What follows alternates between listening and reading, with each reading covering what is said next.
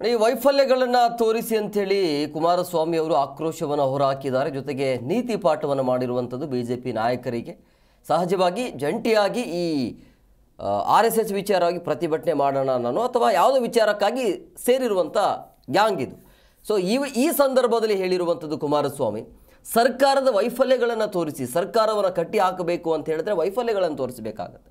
ಈ ರೀತಿಯಾಗಿ ಪ್ರಿಯಾಂಕರ್ಗೆ ಬೀಸಿರುವಂಥ ಈ RSS ಏನಿದೆಯಲ್ಲ ಅಥವಾ ಬೀಸಿರುವಂಥ ಬಲೆಗೆ ಬೀಳದೆ ರಸ್ತೆ ಗುಂಡಿಯನ್ನು ಪ್ರಸ್ತಾಪ ಮಾಡಬೇಕಾಗತ್ತೆ. ಮಳೆ ಬರ್ತಾ ಇದೆ, ಅದರ ಕಡೆ ಗಮನ ಕೊಡಬೇಕು ಅಂತೇಳಿ ಈ ಬಗ್ಗೆ ಮತ್ತಷ್ಟು ಮಾಹಿತಿ ನೀಡ್ತಾರೆ ನಮ್ಮ ಪ್ರತಿನಿಧಿ ಜನಾರ್ದನ್ ಹೆಬ್ಬಾರ್. ನೇರ ಸಂಪರ್ಕದಲ್ಲಿದ್ದಾರೆ. ಜನಾರ್ದನ್, ಇವರಿಗೆ ಅಂದರೆ ವಿಪಕ್ಷದವರಿಗೆ BJP ನಾಯಕರಿಗೆ ನೀತಿ ಪಾಠ ಮಾಡೋದಕ್ಕೆ ಕುಮಾರಸ್ವಾಮಿ ಅವರೇ ಬೇಕಾಗಿತ್ತಾ ಅಂತೇಳಿ, ಇನ್ಮೇಲೆ ಇವರ ರೂಲ್ಸ್ ಇವರ ಒಂದು ಪ್ಲಾನ್ ಏನಾದರೂ ಚೇಂಜ್ ಆಗಬಹುದು ಹೇಗೆ BJP ನಾಯಕರದ್ದು? ಎಂ ಕುಮಾರ್, ಈ ವಿಚಾರವಾಗಿ ಹಿಂದೆ ಬಿಜೆಪಿಯವರು ಕೂಡ ಮಾತಾಡ್ತಾ ಇದ್ರು, ಸಾಕಷ್ಟು ಬಾರಿ ಹೇಳಿದ್ರು. ವಿಷಯಾಂತರ ಮಾಡೋದಕ್ಕೋಸ್ಕರ ರಾಜ್ಯ ಸರ್ಕಾರ ಒಂದೊಂದು ವಿಚಾರವನ್ನ ಮುಂದೆ ತರುತ್ತೆ. ಈಗ RSS ವಿಚಾರವನ್ನ ಮುಂದೆ ತಂದಿದ್ದೇನೆ ಅಂತ ಮಾತನ್ನ ಹೇಳಿದ್ರು. ಆದ್ರೆ ನಿನ್ನೆ ದಿನ ಕುಮಾರಸ್ವಾಮಿ ಅವ್ರನ್ನ ಭೇಟಿಯಾದಂತ ಸಂದರ್ಭದಲ್ಲಿ ವಿಜೇಂದ್ರ ಸೇರಿದಾಗ ಕೆಲವೊಂದೆರಡು ನಾಯಕರೆಲ್ಲ ಹೋಗಿ ಭೇಟಿಯಾಗಿದ್ರು. ಆ ಸಂದರ್ಭದಲ್ಲಿ ಕುಮಾರಸ್ವಾಮಿ ಈ ವಿಚಾರಕ್ಕೆ ಒಂದು ಸಲಹೆಯನ್ನ ನೀಡಿದ್ದಾರೆ. ನಿಮ್ಗೂ ಕೂಡ ಗಮನದಲ್ಲಿದೆ, ಈ ರೀತಿ ಅರಿವಿದೆ.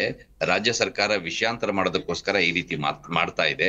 ಆದ್ರೆ ಇದನ್ನ ನೀವು ಗಂಭೀರವಾಗಿ ತಗೋಬಾರ್ದು, ವಿಷಯಾಂತರ ಆಗ್ದಿರೋ ಹಾಗೆ ನೋಡ್ಕೋಬೇಕು. ಪ್ರಿಯಾಂಕರ್ಗೆ ಅಥವಾ ಇಂತರ ಯಾರೇ ಸಹಿತ ಬೇರೆ ವಿಚಾರವನ್ನ ಮಾತಾಡಿದಾಗ ಅದಕ್ಕೆ ಹೆಚ್ಚಿನ ಬೆಂಬಲವನ್ನ ಕೊಡ್ಬೇಡಿ, ಅದಕ್ಕೆ ಪ್ರತಿಕ್ರಿಯೆ ನೀಡುವಂತ ಕೆಲಸವನ್ನ ಮಾಡಬೇಡಿ. ಆದ್ರೆ RSS ವಿಚಾರವನ್ನ ಅವ್ರು ಈಗ ಕೈಗೆತ್ಕೊಂಡಿದ್ದು ಏನಕ್ಕೆ ಅಂತಂದ್ರೆ ಕೇವಲ ಅದ್ರ ಒಂದೇ ಒಂದು ಕಾರಣ ಇರೋದು, ರಾಜ್ಯ ಸರ್ಕಾರದಲ್ಲಿ ವೈಫಲ್ಯ ಸಾಕಷ್ಟಿದೆ. ಅದ್ರ ಬಗ್ಗೆ ನೀವು ಮಾತಾಡ್ಲಿಕ್ಕೆ ಹೋಗ್ತೀರಿ, ಯಾವಾಗ ಅದು ಜನರಿಗೆ ರೀಚ್ ಆಗುತ್ತೆ, ಇದು ರಾಜ್ಯ ಸರ್ಕಾರಕ್ಕೆ ಬೇಕಾಗಿಲ್ಲ. ಆ ಕಾರಣಕ್ಕಾಗಿ ಈ ರೀತಿ ಅದಕ್ಕೆ ಅವಕಾಶವನ್ನ ಮಾಡಿಕೊಡ್ಬೇಡಿ. ಯಾವುದೇ ವಿಚಾರವನ್ನ ಇದ್ರೂ ಸಹಿತ ರಾಜ್ಯ ಸರ್ಕಾರದ ವಿಚಾರನ ಮೇಲೆತ್ತಿ ಅದ್ರ ಬಗ್ಗೆ ಹೆಚ್ಚು ಗಮನ ಕೊಟ್ಟು ಮಾತಾಡುವಂತ ಕೆಲಸವನ್ನು ಮಾಡಿ. RSS ವಿಚಾರನ ಇನ್ನೊಂದು ವಿಚಾರನ ಅವ್ರು ಪ್ರಸ್ತಾಪ ಮಾಡಿದ್ರೆ ಅದಕ್ಕೆ ಪ್ರತಿಕ್ರಿಯೆಯನ್ನೇ ಕೊಡ್ಬೇಡಿ. ಹಾಗೆ ಆದ್ರೆ ಮಾತ್ರ ರಾಜ್ಯ ಸರ್ಕಾರವನ್ನ ಕಟ್ಟಾಕ್ಲಿಕ್ಕೆ ಸಾಧ್ಯ ಆಗುತ್ತೆ. ರಾಜ್ಯ ಸರ್ಕಾರದ ಉದ್ದೇಶ ಇರೋದು ಅದೇನೆ, ವಿಷಯಾಂತರ ಮಾಡ್ಬೇಕು. ರಸ್ತೆ ಗುಂಡಿಗಳು ಬಿದ್ದು ಹೋಗಿದಾವೆ, ಕಂಪನಿಗಳು ಬೇರೆ ಬೇರೆ ಕಂಪನಿಗಳು ರಾಜ್ಯ ಬಿಟ್ಟು ಬೇರೆ ಕಡೆ ಹೋಗ್ತಾ ಇದ್ದಾವೆ. ಇದೆಲ್ಲವೂ ಕೂಡ ಜನರಿಗೆ ಗಮನಕ್ಕೆ ಬಂದ್ರೆ ರಾಜ್ಯ ಸರ್ಕಾರದ ವಿರುದ್ಧ ಅಸಮಾಧಾನ ವ್ಯಕ್ತಪಡಿಸ್ತಾರೆ, ತಿರುಗಿ ಬೀಳ್ತಾರೆ. ಇದೆಲ್ಲವೂ ಕೂಡ ಆಗಬಾರದು ಅನ್ನೋಂತ ಉದ್ದೇಶದಿಂದಾನೇ ಯಾವ ವಿಚಾರಕ್ಕೆ ಬಿಜೆಪಿಗರು ಕೆರಳ್ತಾರೋ, ಬಿಜೆಪಿಗರು ರಿಯಾಕ್ಟ್ ಮಾಡ್ತಾರೋ ಅಂತ ವಿಚಾರವನ್ನ ಅವ್ರು ಹೆಚ್ಚೆಚ್ಚು ಎತ್ಕೊಳ್ತಾರೆ. ಹಾಗಾಗಿ ಅದ್ರ ಬಗ್ಗೆ ಜಾಗ್ರತೆ ವಹಿಸಿ ಅಂತ ಹೇಳಿ ಇನ್ನೊಂದ್ಸಾರಿ ಕಿವಿ ಮಾತನ್ನ ಹೇಳಿದ್ದಾರೆ.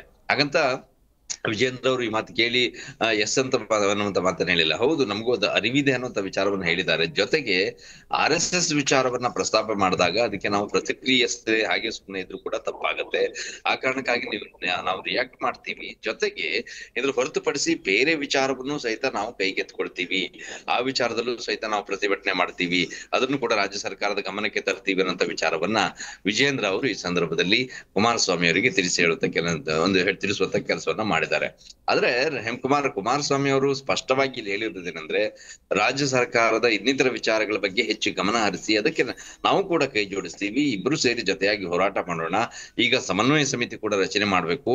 ಅದು ಆದ ನಂತರದಲ್ಲಿ ಎಲ್ಲಾ ವಿಚಾರದಲ್ಲೂ ಎಲ್ಲಾ ಹೋರಾಟದಲ್ಲೂ ನಾವು ಜೊತೆಯಾಗಿ ನಿಂತರೆ ಮಾತ್ರ ರಾಜ್ಯ ಸರ್ಕಾರದ ವಿಚಾರವನ್ನ ಜನರಿಗೆ ಬೇಗ ತಿಳಿಸ್ಲಿಕ್ಕೆ ಸಾಧ್ಯ ಆಗತ್ತೆ, ಇವರ ವೈಫಲ್ಯವನ್ನ ತಿಳಿಲಿಕ್ಕೆ ಸಾಧ್ಯ ಆಗತ್ತೆ.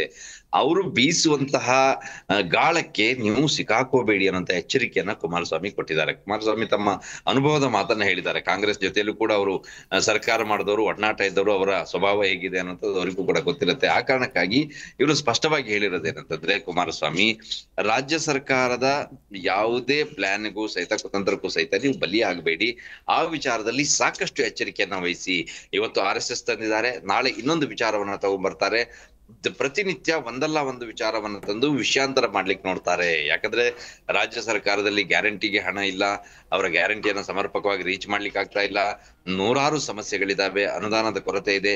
ಇದೆಲ್ಲವನ್ನು ಕೂಡ ಮರೆಮಾಚಿ ಜನರ ದಿಕ್ಕನ್ನ ಬೇರೆ ಕಡೆಗೆ ತಗೋಬೇಕು ಅಂತಂದ್ರೆ ಈ ರೀತಿಯ ವಿಚಾರಗಳನ್ನೇ ಅವ್ರ ಮುಂದೆ ತರಬೇಕಂತ ಕೆಲಸವನ್ನ ಮಾಡ್ತಾರೆ. ಆ ವಿಚಾರದಲ್ಲಿ ಅವರು ದಿನಕ್ಕೊಬ್ಬೊಬ್ಬರು ಸಚಿವರು ಮಾತಾಡ್ತಾ ಇರಿ, ಇದ್ರ ಬಗ್ಗೆ ಜಾಗೃತಿಯಿಂದಿರಿ ಅನ್ನೋಂತ ಮಾತನ್ನ ಹೇಳಿದ್ದಾರೆ. ಅದೇ ಕಾರಣಕ್ಕಾಗಿ ಸಮನ್ವಯ ಸಮಿತಿ ಆದಷ್ಟು ಬೇಗ ರಚನೆ ಮಾಡ್ಕೊಂಡು ನಾವು ಒಟ್ಟಾಗಿ ಹೋರಾಟ ಮಾಡೋಣ ಅನ್ನೋಂತ ಮಾತನ್ನ ಕುಮಾರಸ್ವಾಮಿ ಅವರು ನಿನ್ನೆ ವಿಜೇಂದ್ರ ಅವರ ಜೊತೆಯಲ್ಲಿ ಮಾತಾಡುವಾಗ ಹೇಳಿದ್ದಾರೆ ಅನ್ನೋಂತ ಮಾಹಿತಿ ಲಭ್ಯ ಆಗಿದೆ. M Kumar. Yes, okay, thank you Janardhan ನಿಮ್ಮೆಲ್ಲ ಡೀಟೇಲ್ಸ್ಗಾಗಿ.